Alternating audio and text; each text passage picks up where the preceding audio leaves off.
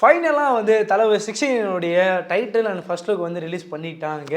So Jananayagan அப்படின்னு சொல்லி டைட்டிலோடு start பண்ணியிருக்காங்க. ஸோ திடீர்னு வந்து கிட்டத்தட்ட எல்லாரும் எதிர்பார்த்தது என்ன அப்படின்னா வந்து இந்த படம் வந்து ஃபஸ்ட்டு படமோட டைட்டிலாக தான் கடைசி படத்தோட டைட்டிலாகவும் இருக்கும்னு சொல்லி நிறைய பேர் சொன்னாங்க. ஏன் ஈவன் அவங்க டேடியே சொல்லியிருந்தாரு, அதாவது எஸ்ஐசி அவங்களே சொல்லியிருந்தாரு இது வந்து இந்த படத்தோட டைட்டிலாக இருக்கும் அப்படின்ற மாதிரி சொல்லியிருந்தாரு. நிறைய எதிர்பார்ப்பு இருந்துச்சு. எல்லாரும் சொல்லிட்டு இருந்தாங்க ஓகே இப்போ நாளைய தீர்ப்பாக தான் இருக்க போது போல இருக்குது. ஏன்னா இப்போ அரசியல் போயிட்டாரு. ஸோ அரசியல் போயிட்டாலே கண்டிப்பாக வந்து அதோடைய நாளை தீர்ப்பு அந்த மாதிரி டைட்டில் தான் வச்சுட்டு பொலிட்டிக்கலாக தான் இருக்க போகுது இந்த படம் அப்படின்னு பார்த்தா கண்டிப்பாக பொலிட்டிக்கலாக தான் படம் இருக்குது. ஃபஸ்ட்டுக்கும் அப்படி தான் இருக்குது. ஆனால் என்ன மேட்ரு அப்படின்னா வந்து டைட்டில் வந்து நாளைய தீர்ப்பு இல்லை, வேற ஒரு டைட்டில் அப்படின்னு சொல்லி ஜனநாயகன் அப்படின்னு சொல்லி டைட்டில் விட்டுருக்காங்க.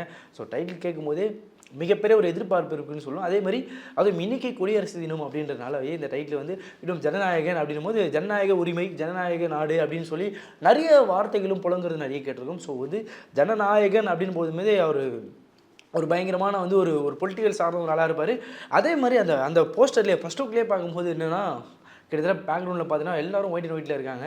ஸோ அந்த ஏதோ ஒரு படத்தில் வர போஸ்டர் அதான் அந்த படத்தில் வர போஸ்டே வந்து ஃபுல்லாக எல்லாரும் ஒயிட் அண்ட் ஒயிட்டில் இருக்கிறதும் பார்க்க முடியுது. அதே மாதிரி எல்லாரும் செல்ஃபி, அதுவும் முக்கியமாக வந்து தளபதி விஜய் அவர்கள் வந்து செல்ஃபி எடுக்கிறாருப்பா. அந்த செல்ஃபி எடுக்கிறது தான் மிகப்பெரிய ஒரு கீ பாயிண்ட்டுன்னு சொல்லலாம். ஏன் என்ன அப்படின்றது நம்ம எல்லாருக்கும் தெரியும். அதாவது மாஸ்டருடைய அந்த ஷூட்டிங் ஸ்பாட்டில் அப்போ வந்து கிட்டத்தட்ட நிறைய ஆடியன்ஸ் வந்து அவரை வந்து பார்க்க வந்தாங்க அப்படின்னும் போதும் அப்போ வந்து விஜய் அவர்கள் இவ்வளோ கூட நான் எதிரே பார்க்கல அப்படின்னு சொல்லி அப்போ ஒரு செல்ஃபி ஒன்று எடுத்தார். அப்போ தான் ஸ்டார்ட் பண்ணாருன்னு சொல்லலாம் செல்ஃி எடுக்கிறத, அதாவது ஆடியன்ஸோடு எடுக்கிறத. ஸோ அந்த செல்ஃபி தான் வந்து மிகப்பெரிய பேசும் பொருளாக மாறிச்சு. நிறைய வந்து பொலிட்டிஷியன்ஸ்லேருந்தும் சரி, சினிமாக்காரங்கள்லேருந்து சரி, எல்லாருமே அந்த ஒரு செல்ஃபியை வந்து ரொம்ப எதிர்பார்த்தாங்க. ஏன்னா விஜய் அவர்களுக்கு அப்போ ஒரு சில இஷ்யூலாம் ஆனதுனால அவருக்கு சப்போர்ட்டிவாக பண்ணுன்றதுக்காகவே அவருடைய ஃபேன்ஸ் வந்து அந்த இடத்துல இருந்ததும் சேர்ந்ததும் சரி மிகப்பெரிய சர்ச்சையாகவே மாறுச்சு அப்படின்னு சொல்கிறேன் அந்த இன்சிடென்ட், அந்த செல்ஃபி. ஸோ ஈஸியாக வந்து செல்ஃபி எடுக்கிறாங்களே இந்த படத்தில் ஃபஸ்ட் ஓகே செல்ஃபி எடுக்கிற மாதிரி வச்சுருக்காங்களே அப்படின்னா அந்த செல்ஃபி எடுக்கிறதுக்கான காரணமே அதோட ஐடென்டிட்டியில் எங்கே சார்ந்திருக்குன்னா அந்த தளபதி விஜய் அப்படின்னா அவருக்கு வந்து என்ன ஆனாலும் நாங்கள் திரும்பி வருவோம் அப்படின்ற ஃபேன்ஸ் வந்து அங்கே உருவானாங்க அப்படின்னு சொல்லுவோம். அதுக்கப்புறம் வேறு என்ன அப்படின்னு பார்த்தோன்னா அவர் வந்து கிட்டத்தட்ட நிறைய படங்கள் மேடைகளிலும் பேசியிருக்காரு.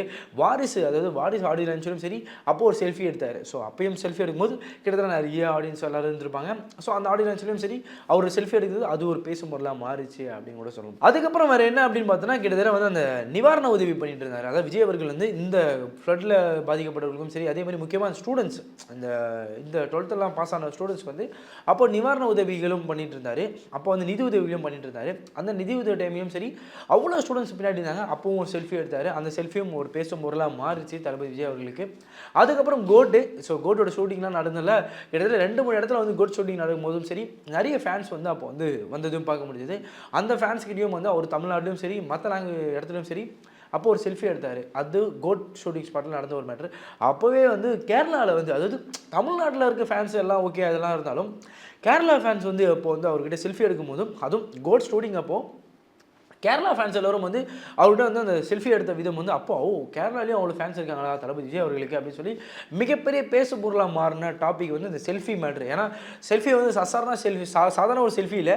ஏன் வந்து ஃபர்ஸ்ட் லுக் வைக்கிறாங்கன்னா காரணத்தோடு தான் வச்சுருக்காங்க. ஸோ ஜனநாயகன், அப்போ இந்த ஜனநாயகன் இந்த படத்தில் ஜனநாயகன் வந்து என்ன கொடுத்தாலும் இவருக்குன்னு ஒரு கூட்டமே ஒரு படையே திரும்பி வரும் அப்படின்றதுக்கான டீட்டெயிலாக தான் இந்த டைட்டிலும் இந்த ஃபர்ஸ்ட் லுக்கும் இருக்குது அப்படின்றத நம்ம தெரிஞ்சுக்கிறோம். அதே மாதிரி அவர் அந்த செல்ஃபி எடுக்கும்போது ஒரு ட்ரெஸ் ஒன்று போட்டிருக்காரு, ஜெனின் ஷர்ட் போட்டிருக்காரு.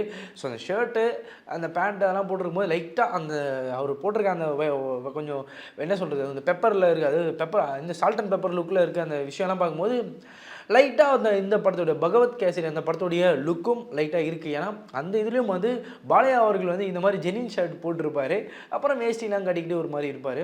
ஸோ அந்த ஜெனின் ஷர்ட் இவரும் போட்டிருக்காரு. மேபி அந்த படத்தோடைய எல்லோரும் சொல்லிட்டு இருந்தாங்க இந்த படத்தோடைய ஸ்டோரி தான் இது, ஸோ அந்த படத்தோடைய பேஸை தான் இதில் எடுத்து பண்ண போகிறாங்க அப்படின்னு சொல்லிட்டு இருந்தாங்க. அது இன்ஸ்பிரேஷனாக பண்ணுறாங்களா இல்லை ரீமேக்காக பண்ணுறாங்களா அப்படின்றது பிறகு தான் தெரியும் அப்படின்னு சொல்லுவோம். ஆனால் வந்து இந்த ஷர்ட்லாம் பார்க்கும்போது அந்த படத்தோடைய ரெஃபரன்ஸ் இருக்குது. அதே மாதிரி பாலையா அவர்களுடைய அந்த லுக்கு வந்து ரெஃபரன்ஸ் கொடுக்குறாங்க அப்படின்ற விஷயத்தையும் நிறைய பேர் வந்து பேசுகிறதையும் பார்க்க முடியுது. பட் இதெல்லாம் தாண்டி அந்த பேக்ரவுண்டு, அந்த டைட்டிலு, இந்த ஜனநாயகன் பார்க்கும்போது ஜனநாயகத்திலே அதிலே வந்து விஜய் அவர்கள் அந்த டைட்டில் கார்டுலேயே வந்து விஜய் அவர்கள் செல்ஃபி எடுக்கிற மாதிரியும் சின்ன ஷிலோட்டில் ஒன்று வச்சுருக்காங்க. அதே மாதிரி கீழே அந்த ஜனநாயகன் போடும்போது கீழே வந்து எல்லோரும் கை கோக்குற மாதிரியும் எல்லாரும் புரட்சி செய்கிற மாதிரி கையை தூக்குற மாதிரியும் அந்த சில சிஜி ஒர்க்லாம் பண்ணியிருக்கிறதும் டைட்டில் கார்ட்லேயே அந்தளவுக்கு ரெஃபரன்ஸ் தெரியுதுன்னு சொல்லலாம். ஸோ இது வந்து ஒரு பொலிட்டிக்கல் ட்ராமா படம் அப்படின்றதுக்கு எல்லா சான்றும் வந்து இந்த டைட்டிலே அடங்கிடுச்சுன்னு கூட சொல்லி ஆகணும்.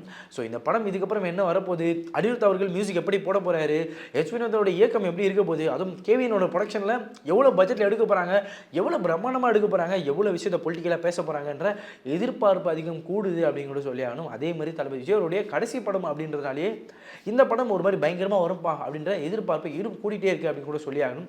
ஸோ இதை குறித்து உங்களுடைய கருத்துக்கள் என்ன என்பதையும் கமெண்ட் செக்ஷனில் சொல்லிட்டு போங்க. அண்ட் மறக்காமல் இந்த சேனலுக்கு சப்ஸ்கிரைப் பண்ணிட்டு போங்க.